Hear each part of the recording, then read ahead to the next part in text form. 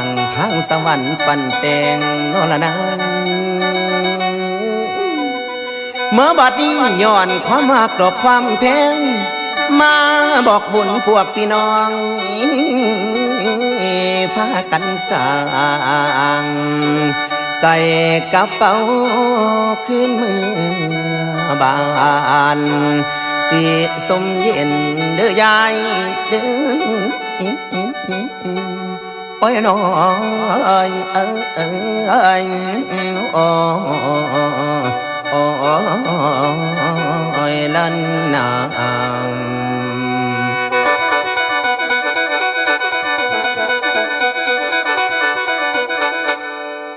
เกิดมาในศาสตร์นี่พี่น้องทั่วหัวละแข็งแล้วมีความแพงความหักดังกันจังมาพอศาสนาของเฮาเนาะปักหัวร่มเพิ่นสอนสั่งนกเฮาเองอันนี้จังโลกบ่เที่ยงท่านสั่งเมื่อสิบางอาจนี้สวงนั้นแม่ป่ามีอยู่หลายประการพุ่นแล้วเอากินทานเป็นหลักก่อนสิมีสินซอยจังคอยภาวนานัดน้ำหลังจังสิแมนคนในแดนโลกลุ่มไตอาศัยสนดอกพมโพแมนไผ่ทานหูพางโกเป็นที่รักของปวงสนเด้อพี่น้องมีแต่คนสรรเสริญจากหมู่ฝูงหลายล้น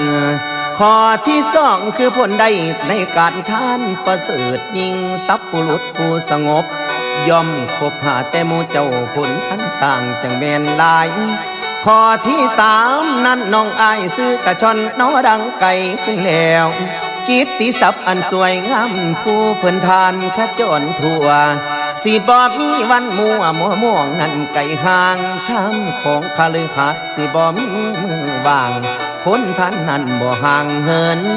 จังว่าเพิ่นได้อื่นเวลาทานเบิดอายุน้อพี่น้อง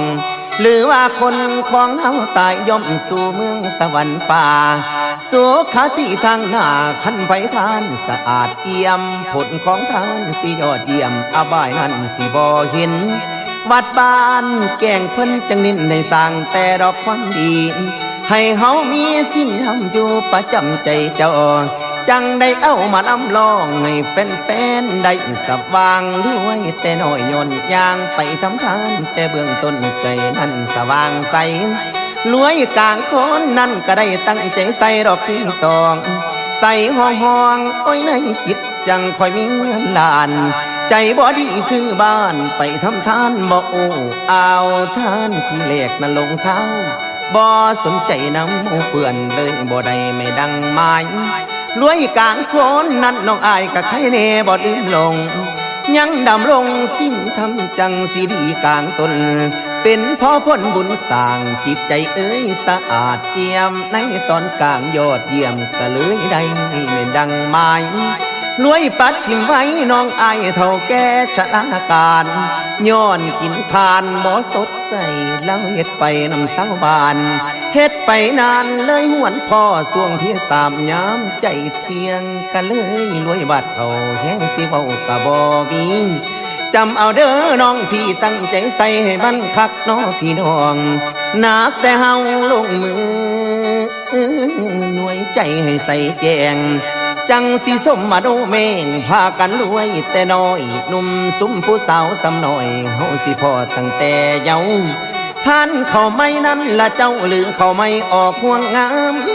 อานิสงส์ขนานับสว่างใสเลือนลางเกิดเป็นนางหรือเท้าผิวพรรณนั้นผุดพองใส่ห้องโกโคนเมืองฝ่ากะบ่ปานโภกกะซับกะบ่ย่านไผสิลักเอานี่เด้อเมเด้อ